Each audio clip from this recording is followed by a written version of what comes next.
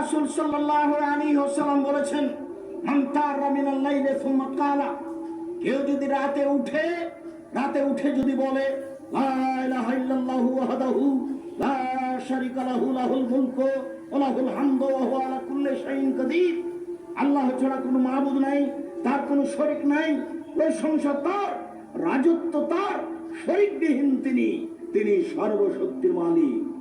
তারপরে বলে সুবহানাল্লাহি আলহামদুলিল্লাহি ওয়া লা ইলাহা ইল্লাল্লাহু আল্লাহু আকবার, পবিত্রতা তার, প্রশংসা তার, সবচেয়ে বড় তিনি ছাড়া কোনো মাবুদ নেই।